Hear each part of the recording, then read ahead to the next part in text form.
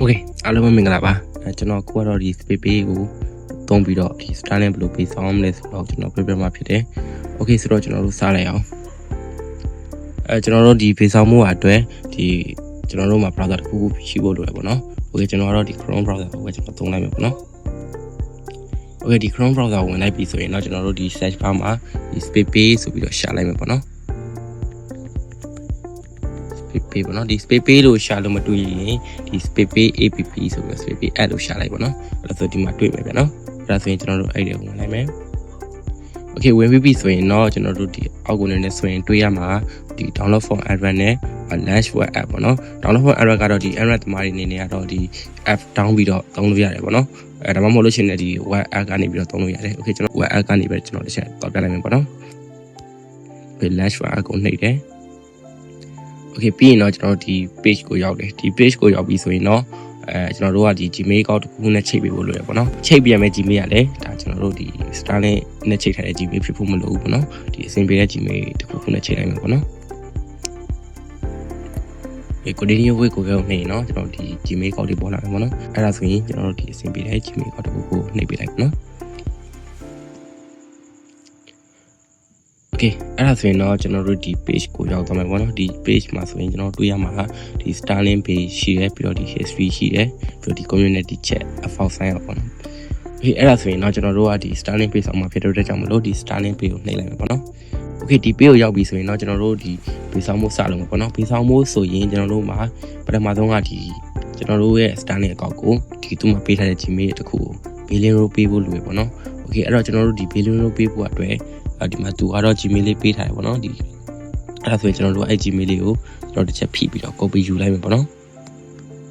copy ယူလိုက်မယ် copy ယူပြီးတော့ကျွန်တော်တို့ဒီ Starlink တွေကိုသွားပြီးတော့ဒီ Gmail လေးကိုဒီ billing row ပေးလိုက်မယ်ပေါ့နော် Okay အဲ့ဒါဆိုရင်တော့ကျွန်တော်တို့ဒီ Starlink တွေကိုသွားလိုက်မယ် Okay ပြီးရင်တော့ကျွန်တော်တို့ဒီ billing row ပေးဖို့အကောင့်ထဲဝင်ဖို့ပေါ့နော်ဒီအပေါ်ဘက်တောင်းမှရှိတယ်ဒီလူပုံစံလေးကိုနှိပ်လိုက်မယ်နှိပ်ပြီးတော့ဒီကျွန်တော်တို့ရဲ့ဒီအကောင့်နာမည်လေးနဲ့ပေါ့နော်အကောင့်လေးကိုနှိပ်မယ်နှိပ်ပြီးပြီဆိုရင်တော့ဒီအကောင့် overview ကိုထပ်နှိပ်မယ်ပေါ့နော် Okay အဲ့ဒါဆိုရင်တော့ကျွန်တော်ဒီ page ကိုရောက်မယ်ဒီ page ကိုရောက်ပြီဆိုရင်တော့ကျွန်တော်တို့ကဒီအောက်ကိုလည်းဆွဲပြီးတော့ဒီ setting ဆိုတာလေးရှိရပါတော့ဒီ setting ကိုသွားမယ် setting ကိုသွားပြီးတော့ဒါကျွန်တော်တို့ဒီမှာ user list ရှိရပါတော့ဒီ user list မှာကျွန်တော်တို့ကဒီ billing row ပေးမှာဆိုတော့ကျွန်တော်ဒီ add user ဆိုတဲ့ button လေးကိုနှိပ်မယ်ပေါ့နော်Okay ဒီမှာဆိုရင်တော့ကျွန်တော်တို့ဒီ first name last name ပေးဖို့လိုတယ်ပေါ့နော် first name last name မှာ first name last name မှာကျွန်တော်တို့အဆင်ပြေတာတစ်ခုပေးလိုက်မယ်ပေါ့နော်ကျွန်တော်တို့ space ပေးလို့ပဲပေးလိုက်မယ် Okay ပြီးရင်တော့ကျွန်တော်တို့ဒီ email မှာတော့ကျွန်တော်တို့ခုနက copy ယူလာတယ်ဒီ email လေးကိုထည့်လိုက်မယ်ပေါ့နော် Okay ပြီးရင်တော့ကျွန်တော်တို့ဒီ phone number ပေါ့နော် phone number ကတော့ကျွန်တော်တို့ဒီအဆင်ပြေတဲ့ phone number တစ်ခုကိုထည့်ပေးလိုက်မယ်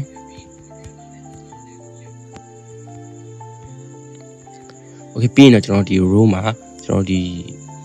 တို့က billing row ပေးမှဖြစ်တဲ့အတွက်ကြောင့်မလို့ကျွန်တော်ဒီ billing ဆိုတာလေးကိုရှာပြီးတော့ဒီ check လုပ်လိုက်မယ်ပေါ့နော် Okay ပြီးရင်တော့ကျွန်တော်ဒီ add user ကိုနှိပ်မယ် Okay ဒါဆိုရင်တော့ကျွန်တော်တို့မှာရှိတဲ့ဒီ Gmail account ကိုသူကဒီ verification code လေးပို့ပေးထားရင်ပေါ့နော်အဲ့ဒါဆိုကျွန်တော်တို့ဒီ verification code ယူဖို့အတွက်ကျွန်တော်တို့ရဲ့ Gmail ထဲဝင်လိုက်မယ် Okay ကျွန်တော် Gmail ထဲမှာဒီ Starlink ကနေပြီးတော့ကျွန်တော်တို့ဒီ code လေးပို့ပေးထားရှိတယ်အဲ့ code လေးကိုထည့်လိုက်မယ်ပေါ့နော်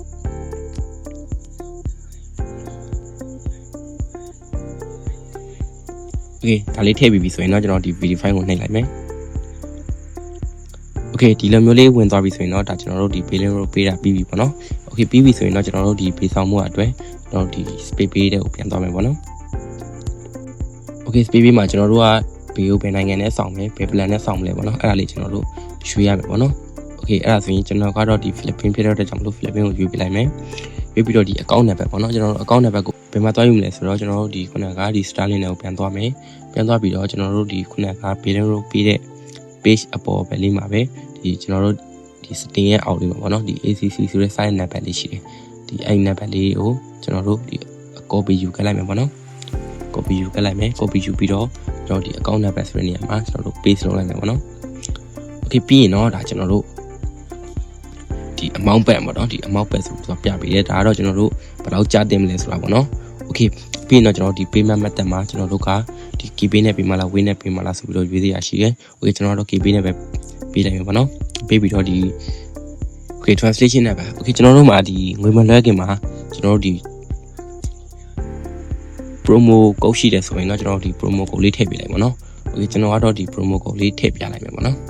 ဒီမရှိရင်တော့ထည့်ပြရမလို့ပေါ့နော် promo code ထည့်ရင်ဘာဖြစ်မလဲဆိုတော့ဒီကျွန်တော်တို့ discount ရမယ်ပေါ့နော်အခုဆိုရင်ဒါ4,9,400ကျမယ်ပေါ့နော် okay ကျွန်တော်ဒီ promo code လေးထည့်ပြမယ်ပေါ့နော်ဒီထည့်ပြီး apply ကိုနှိပ်ရင်တော့ဒီ success ဆိုပြီးတော့ဒီကျွန်တော်တို့ 5% discount ရတယ်ပေါ့နော် okay အဲ့ဒါဆိုရင်တော့ကျွန်တော်တို့ဆောင်ဟောမှာကကျွန်တော်ဒီခုနက4,9,400ကနေပြီးတော့ဒီ4,6,9,300ဆိုပြီးတော့ဖြစ်သွားပြီပေါ့နော် okay အဲ့ဒါဆိုရင်တော့ကျွန်တော်တို့ဒီ4,6,9,300ကိုကျွန်တော်တို့ဒီ payment method မှာ KB ကိုရွေးထားတာဖြစ်တဲ့အတွက်ကြောင့်မလို့တော့ဒီ KB နဲ့ခြေလိုက်မယ်ပေါ့နော်ခြေလိုက်မယ်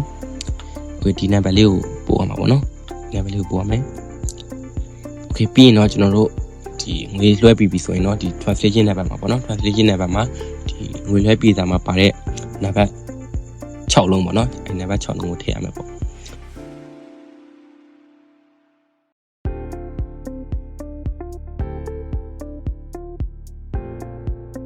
okay ဆိုတော့ဒါကျွန်တော်တို့ဒီထည့်တာအကုန်လုံးတော့ပြီးပြီပေါ့နော်ပြီးပြီဆိုရင်တော့အောက်မှာတော့ဒီ schedule and sum နဲ့ဒီ submit ဆိုတာလေးရှိတယ်ပေါ့နော် okay အဲ့ဒါလေးကဘယ်လိုလုပ်လို့လဲဆိုရင်ဒါဒီ schedule and submit ကတော့ကျွန်တော်တို့ဒီရမပြည့်သေးပဲねကျွန်တော်တို့စူးဆောင်ထားခြင်းပဲဖြစ်ဖြစ်ပေါ့နော်ဒီတကယ်လို့မအားလို့မလို့ဒီကိုကဒီဘေးဆောင်မရက်ကိုမိနေတာမျိုးဖြစ်ဖြစ်ဆိုရင်ပေါ့နော်ဒီ schedule and submit လေးနဲ့ဟိုနှိပ်ပြီးတော့ကျွန်တော်တို့ဒီဘေးဆောင်မရက်လေးကိုကြိုးပြီးတော့ရွေးပြီးတော့ဒါကြိုးဆောင်ထားလို့ရတယ်ပေါ့နော်ဒါကတော့ကြိုးဆောင်မှုပေါ့ဒီ submit ကတော့ဒါကျွန်တော်တို့ဒီခုချက်ချင်းဆောင်တာပေါ့နော် okay ကျွန်တော်ကတော့ဒီ schedule and submit နဲ့ကျွန်တော်ဆောင်ပြလိုက်မယ်နော်ဆောင်ပြလိုက်မယ်ဆိုရင်တော့ကျွန်တော်တို့ကဘယ်နေ့မှပြေးဆောင်အောင်မလဲဆိုရင်တော့ဒါနောက်လဒီ24ရက်နေ့မှာဆောင်အောင်မယ်ပေါ့နော်ဒီအောက်တိုဘာ24မှာဆောင်အောင်မှာဖြစ်တဲ့ကြောင့်မလို့ဒီအောက်တိုဘာ25ပေါ့နော်